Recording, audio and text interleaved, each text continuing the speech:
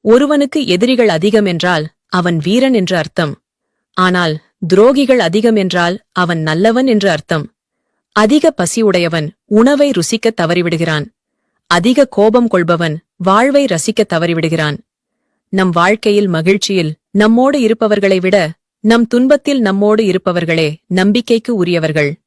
மற்ற எல்லோரும் அவர்களின் தேவைக்காக நம்மை பயன்படுத்திக் கொள்ள நினைக்கும் பச்சோந்திகள்தான். நீங்கள் எப்போதும் நீங்களாகவே இருங்கள்.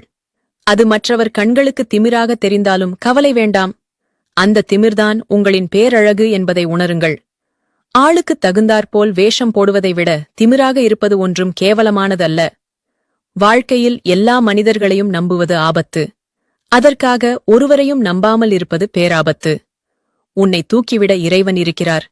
உன்னை தூக்கி எறிந்த சில மனிதர்களை நினைத்து ஒருபோதும் கலங்காதே. எல்லா நிலங்களிலும் பயிரிடுவதில்லை. சில நிலங்கள் கட்டாந்தரையாக கிடக்கின்றன. அதற்காக அதை கேவலமாக பார்க்க வேண்டியதில்லை. புல்கூட முளைக்காத நிலம்தானே என்று கீழ்த்தரமாக நினைத்து விடாதீர்கள்.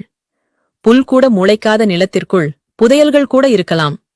நம் வாழ்வில் சந்திக்கும் சில மனிதர்களும் அப்படித்தான். அவசரப்பட்டு யாரையும் கீழ்த்தரமாக நினைத்து விடாதீர்கள்.